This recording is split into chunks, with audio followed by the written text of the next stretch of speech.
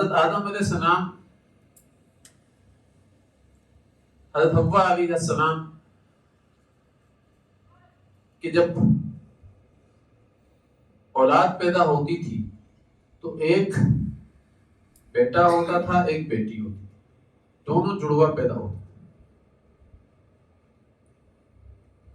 ایسے ہی دوسرے سال، دوسرے وقت میں جو اولاد پیدا ہوتی تھی وہ بھی جڑوا پیدا ہوتا، لیکن یہ جو ایک ساتھ بچے پیدا ہوتے تھے پہلے سال میں، یہ دونوں آپس میں ایک دوسرے کے بھائی بہن ہوتے تھے، سگے، یہ آپس میں رشتے نہیں کر سکتے تھے، ایک دوسرے کا رشتہ نہیں ہو سکتا تھا۔ لیکن اس کے بعد جو بھائی اور بہن یا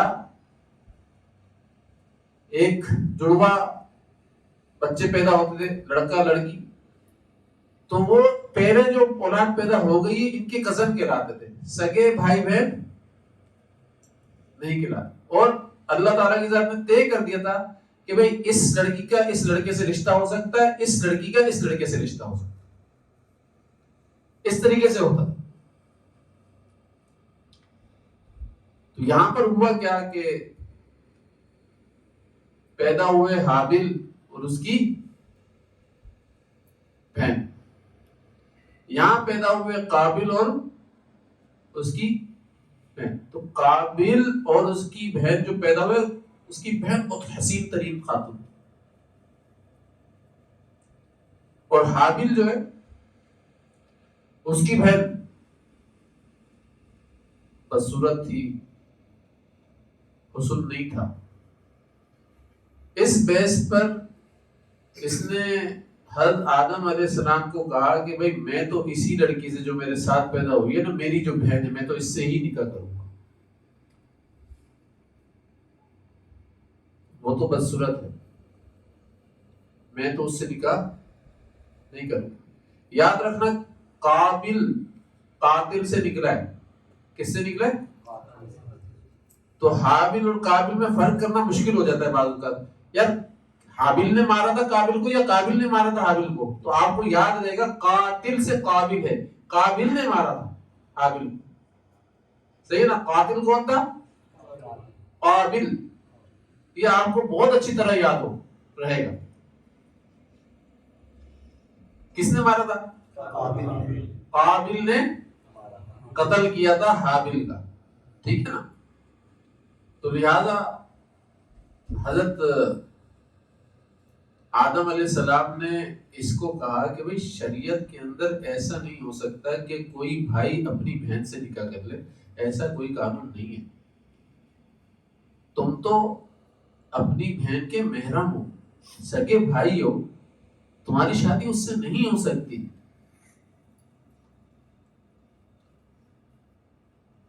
تمہاری شادی تو اس سے ہی ہوگی۔ بولے نہیں میں اس سے شادی نہیں کروں گا، میں تو اس سے ہی شادی کروں گا، ضد پر آ گئی۔ اب اس کی صورت حضرت آدم علیہ السلام نے ایک پیش کی، کیا پیش کی؟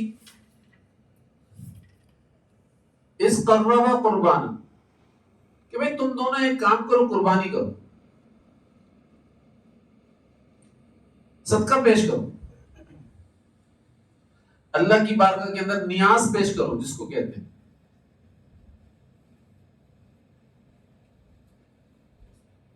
تو یہ جو قابل تھا یہ کاشتکار تھا، حابل تھا اس کے پاس بھیڑ بکریاں تھا، بھیڑ بکریوں کا کاروبار کرتا تھا۔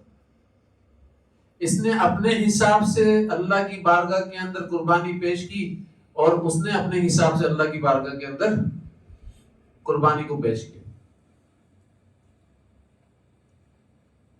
ہوتا کیا تھا پہلے کہ جب قربانی کو پیش کیا جاتا تھا تو اس کی قبولیت کی علامت یہ تھی کہ آسمان سے ایک آگ آتی تھی، جو قربانی قبول ہو جاتی تھی وہ آگ اس کو جلا کر خاک کر دیا کرتی، جلا دیا کرتی، کھا جایا کرتی۔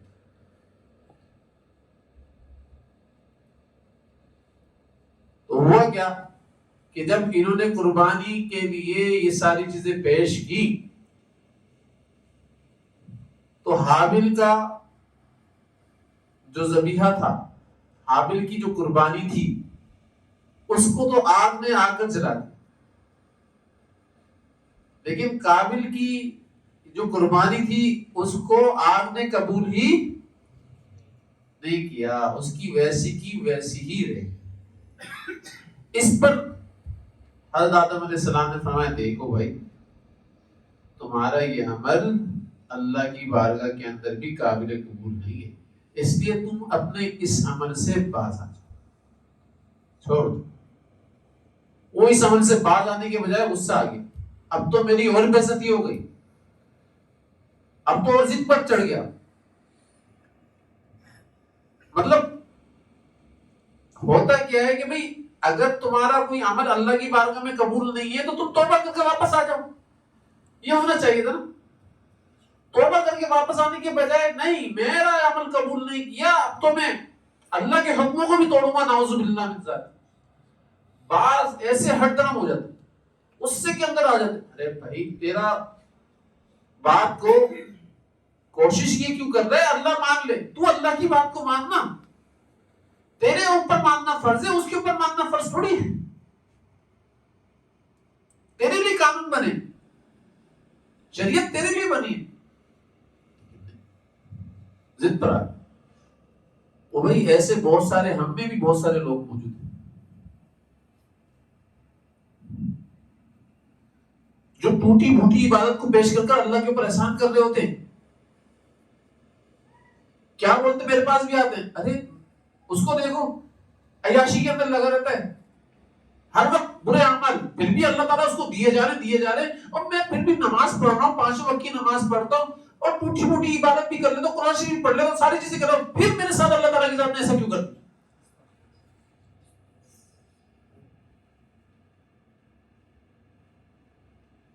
تو جیسا اس کے اندر موجود ہے نا ویسے ہم لوگوں کے اندر بھی موجود ہے یہ کیفیت، یہ سوچے ہم بھی سوچے رکھتے ہیں یار، تھرڈ کلاس۔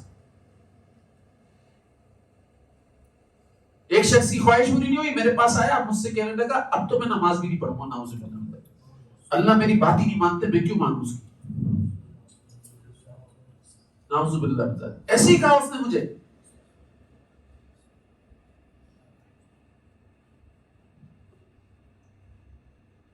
بھائی بعض اوقات بعض لوگوں کے اوپر ہٹ درمی، غصہ، ضد اتنا زیادہ ہو جاتا ہے کہ وہ اللہ تعالیٰ کی ذات سے بھی کفر کرنے لگ جاتے ہیں، نعوذ باللہ۔ اس نے بھی یہ کہا، اس نے کہا کہ بھائی اب تو مجھے غصہ آ گیا، ضد آ گئی ہے، میری قربانی قبول نہیں ہوئی نا، ٹھیک ہے لا اقتلنک، میں تو تجھ کو قتل کروں گا، قریب تو مجھ سے بچ نہیں سکتا، حالانکہ اس کو توبہ کے الفاظ کہنے چاہیے تھے۔ تو اس نے کیا کہا پلٹ کر، بھائی نے سمجھانے کے لیے، دیکھ بات سن، انما یتقبل اللہ من المتقین، بھائی جو اللہ تعالیٰ کی ذات قربانیوں کو قبول کرتے ہیں نا، وہ متقین لوگوں کی قربانیوں کو قبول کرتے ہیں۔ تو یہ جو باتیں کر رہا ہے نا کہ اب تو میں تجھے قتل کروں گا، یہ تو حرام باتیں ہیں، یہ تقوی کے خلاف باتیں ہیں، تو اب بھی وہی کام کر رہا ہے جو پہلے کیا تھا تو نے، لہٰذا تقوی کے اوپر آ کر باندھ کر سمجھا رہا ہے اپنے بھائی کو، تاکہ آئندہ تیری نیت صحیح ہو جائے اور تیری قربانیاں بھی اللہ تعالیٰ قبول کرنے والے بن جائے۔ یہ ایک پورا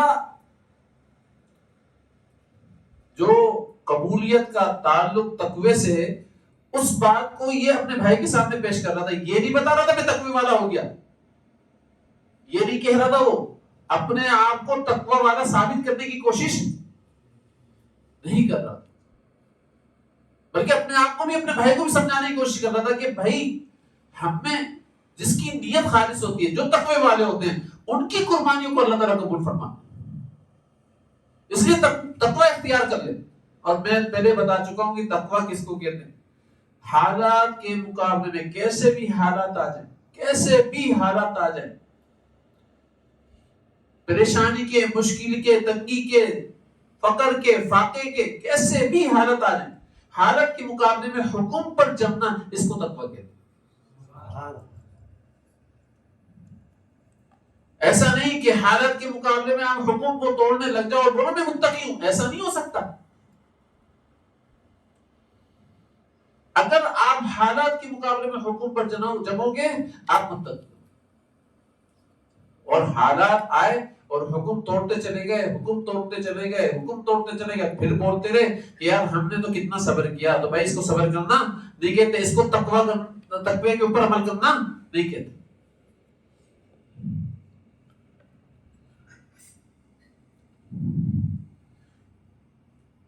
تو انما یتقبل اللہ من المتقین۔ پھر کہہ رہا ہے اپنے بھائی سے کہ میں اگر تم میرے قتل کے ارادے سے اپنے ہاتھ کو میری طرف بڑھاؤ گے، نہیں بسطت الی یدک لتقتلنی، اس ارادے سے اگر تم اپنے ہاتھ کو بڑھاؤ گے میری طرف کہ تاکہ تم مجھے قتل کر دو، تو میں نہیں بڑھاؤں گا، میں نہیں بڑھاؤں گا، میں تمہیں قتل نہیں کروں گا۔ اس سے مراد یہ نہیں ہے کہ بھائی میں تمہیں آرام سے قتل کرنے دوں گا، اس سے مطلب یہ نہیں ہے۔ مطلب یہ ہے کہ اگر میں تجھے قتل کرنے کی نیت سے ہاتھ بڑھاؤں تو ایسا میں کوئی کام نہیں کروں گا۔ انی اخاف اللہ رب العالمین، اس لیے نہیں کروں گا کیونکہ میں اپنے رب سے ڈرتا ہوں جو سارے عالم کا عالم ہے، اس سے ڈرتا ہوں، اس کی خوف کی وجہ سے میں تجھے قتل نہیں کروں۔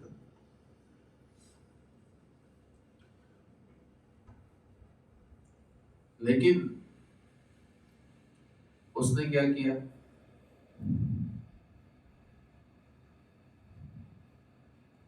اس نے قابل نے حابل کو قتل کر دیا۔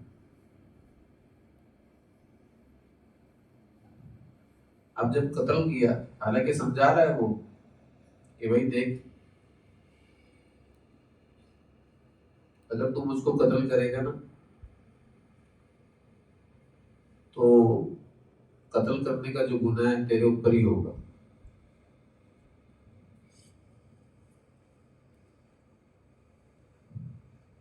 میرا بھی اور تیرا بھی،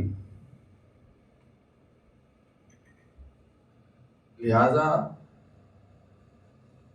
تو ایسی کوئی حرکت نہیں کرنا، ورنہ اللہ تعالیٰ کے پاس کیا ہوگا؟ ظالم ہوگا، ظالم، ٹھیک ہے نا؟ اور پھر جب قتل کر دیا، قتل کرنے کے بعد اب اس کو پریشانی یہ ہوئی کہ بھائی اس کی لاش کو چھپاؤں کیسے، کیا کروں؟ تو ایک کوے کو اللہ تعالیٰ کی ذات نے بھیجا کہ جاؤ بتا کر آؤ کہ جب کوئی انسان مر جائے تو اس کو دفناتے کیسے ہیں، دفن کرنے کا مسئلہ کوے کے ذریعے سے بتایا جاتا ہے۔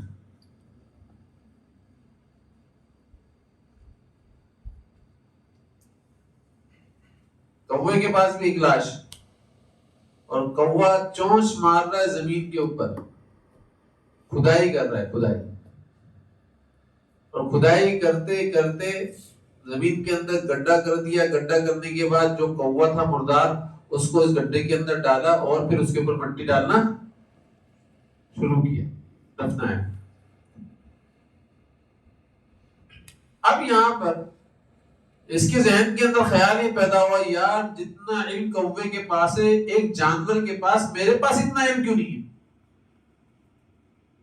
یہ کوے کو تو خیال آ سکتا ہے اس طریقے سے دفن کر دو، اس طریقے سے، تو مجھ کو کیوں نہیں خیال آیا؟ میں کوے سے بھی بدتر ہوں کیا؟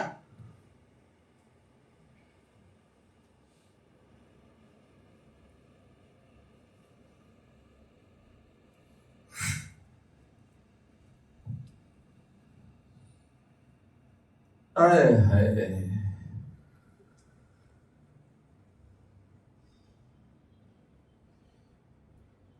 پھر انہوں نے اپنے بھائی کو دفن کیا. ایک بات یاد رکھنا، وہ مسلمان تھا. قابل مسلمان تھا، ایمان والا تھا، لیکن یہ جو گناہ کیا ہے کبیرہ گناہ کیا، ظلم کیا، اس کی سزا ملے گی. اللہ کے نبی صلی اللہ علیہ وسلم فرماتے ہیں کہ دنیا کے اندر جتنے بھی قتل ہوں گے، ہر قتل کے اندر قابل کا حصہ ہے.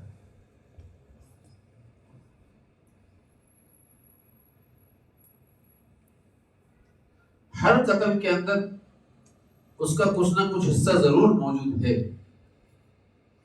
اس کو ہر قتل کے اوپر سزا ملے گی، کیونکہ قتل کو سب سے پہلے دنیا کے اندر ایجاد کرنے والا کون ہے؟ اس برائی کو، قتل کو سب سے پہلے ایجاد کرنے والا قابل، سکھانے والا اس برائی کو سب سے پہلے قابل ہے. تو جب سب لوگ قتل کر رہے ہیں اور قیامت تک جتنے بھی قتل ہوں گے، قابل کا اس کے اندر حصہ موجود ہے. ہر قتل کے اوپر اس حصے کے بقدر اس کو سزا ملے گی.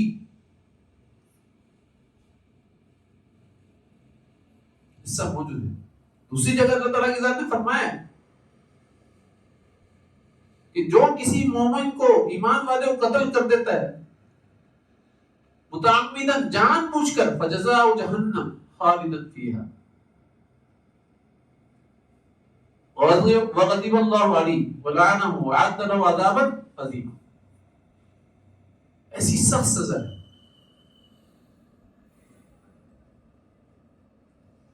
ایک تو کہ وہ ہمیشہ جہنم کے اندر رہے گا،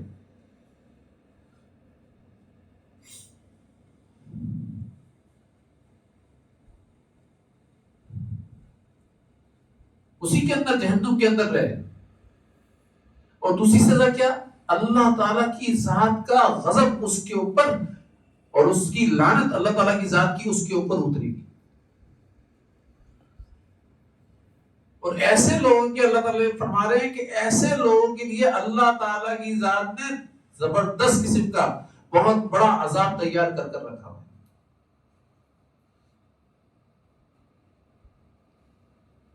قتل معمولی چیز نہیں ہے بھائی، ٹھیک ہے نا. یہ اور بات ہے کہ اگر کوئی قتل کرنے کے ارادے سے آپ کے پاس آ رہا ہے تو بھائی آپ اپنا سیلف ڈیفینس کرو گے نہیں کرو گے؟ کرو گے نا. تو سیلف ڈیفینس کرنا چاہیے، اور سیلف ڈیفینس کی وجہ سے اگر سامنے والا قاتل مارا جائے تو بھائی جائز ہے. یہ اس میں آپ کے اوپر کوئی جرم، کوئی سزا نہیں ہے. کیونکہ ڈاکو آپ سے کوئی چیز لوٹنے کے لیے آ رہا ہے اور آپ سیلف ڈیفینس کرتے ہو، سیلف ڈیفینس کے چکر کے اندر ڈاکو ہی مارا جاتا ہے. تو اس جرم کے اوپر آپ کو کوئی سزا نہیں ہے. یہ تو ماننا جائز ہو گیا نا آپ کے لیے. تو اس عمل کے اوپر یہ مت سمجھ لینا کہ بھائی حابیل نے بولا تھا قابیل کو کہ میں اب تیرے اوپر ہاتھ نہیں اٹھاؤں گا، میں تجھ کو قتل کرنے کے ارادے سے اپنا ہاتھ نہیں بڑھاؤں گا، کہیں اس سے یہ مسئلہ مستمت ہو رہا. ایسی بات نہیں ہے بھائی، ایسی بات. بلکہ یہاں تک ہے کہ اگر کوئی ڈاکو آپ سے کوئی چیز لوٹنے کے لیے آتا ہے اور وہ چیز کو لوٹ بھی لیتا ہے اور آپ کو قتل کر دیتا ہے، تو اس کے اوپر حد شرعی واقع ہوگی، اس کے اوپر حد شرعی واقع ہوگی. ذہن میں رکھنا. حد شرعی یہ کہ دیکھو میں نے کسی کو قتل کیا، قتل کرنے کے اوپر قصاص ہوتا ہے نا، جان کے بدلے جان ہوتا ہے. اور اگر اس کے رشتہ دار آپ کو معاف کر دیں تو آپ معاف ہو جاتے ہو، لیکن شریعت کی حدود میں رہ کر آپ کو سزا ملے گی. آپ شریعت کے اعتبار سے معاف، رشتہ داروں کے معاف کرنے سے بھی معاف نہیں ہوں گے، معاف کرنے سے بھی معاف نہیں ہوگی. اس لیے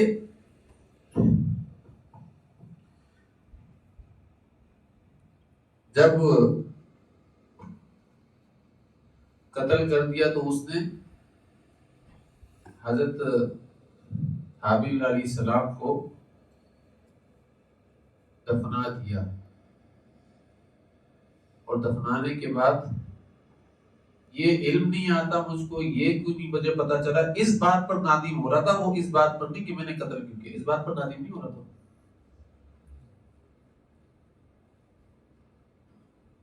پھر اللہ تعالیٰ کی ذات نے فرمایا من اجل ذالک، اسی واقعے کی وجہ سے کتبنا علی بنی اسرائیل، اسی واقعے کی وجہ سے اللہ تعالیٰ کی ذات نے کیا کر دیا، بنی اسرائیل کے اوپر فرضی کر دیا. کس بات کا فرض کر دیا؟ انہ من قتل نفسا بغیر نفس او فساد فی الارض فکانما قتل الناس جميعا ومن احیا فکانما احیا الناس جميعا. یہ ان کے اوپر، بنی اسرائیل کے اوپر فرض کر دیا کہ اگر کوئی کسی انسان کو قتل کرے گا، پہلی آیتوں میں کیا تھا اس کو سمجھنا غور سے. پہلی آیتوں میں یہ تھا کہ بنی اسرائیل کا سے اللہ تعالیٰ کی ذات نے عہد لیا، انہوں نے نافرمانی کی. پھر اللہ تعالیٰ کی ذات نے بنی اسرائیل کو جہاد کرنے کا حکم دیا، اس میں بھی بنی اسرائیل نے نافرمانی کی. تو اللہ تعالیٰ بتا رہے ہیں کہ جب جہاد کرنے کا موقع ہو اور اس وقت ٹریٹمنٹ کے طور پر جو فساد کرنے والے لوگ ہیں، جو زمین کے اندر بگاڑ کرنے والے لوگ ہیں، ان کو قتل کرنا جہاد کے موقع پر بالکل صحیح ہے، درست ہے، وہ کیا جا سکتا ہے. لیکن اس قتل کو اس پر محمول نہیں کر دینا. اگر کوئی کسی انسانیت کا قتل کرتا ہے، خامہ خواہ میں قتل کر رہا ہے، تو بھئی یہ قتل باطل ہے، اور ایسا ہے گویا کہ اس نے ساری انسانیت کو قتل کر دیا.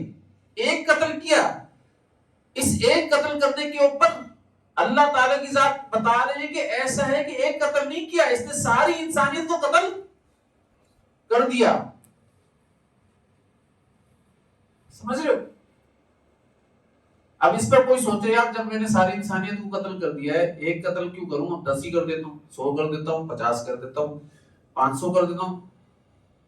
ایک پر بھی ساری انسانیت کو قتل اور 500 پر بھی ساری انسانیت کو قتل، تو جرم تو ایک ہی ہے. تو بھائی اس کا مطلب یہ نہیں ہے شاید کا مطلب، ٹھیک ہے نا؟ مثال کے طور پر آپ کو میں بولوں کہ سورہ اخلاص 3 دفعہ پڑھ لو، پورا قرآن پڑھنے کا ثواب ملے گا، اور آپ پورا قرآن پڑھو، تو دونوں برابر تو نہیں ہو سکتے نا، یا ہو سکتے؟ بالکل نہیں ہو سکتے نا. پورا قرآن ہوتا ہے. آپ روزانہ تراویح کے اندر 3 قل هو اللہ احد پڑھو اور بولو بھائی کئی قرآن ختم کر دیا ہم نے تو آج. ایسا تو نہیں ہو سکتا. ثواب ملنا اور ہے اور ختم کرنا اور ہے. پوری انسانیت کے کے برابر عذاب ملنا اور ہے، پوری انسانیت کو ختم کرنا اور ہے. ایک قتل کے اوپر بتانے کے لیے، ایک قتل کے اوپر اتنا بڑا عذاب ہے، تو 2 قتل کرے گا تو سوچ کتنا بڑا عذاب ہو جائے گا. 3 قتل کرے گا کتنا بڑا عذاب ہو جائے گا. 4 قتل کرے گا کتنا بڑا عذاب ہو جائے گا. تو کیفیت بتانے کے لیے بات یہ ہے.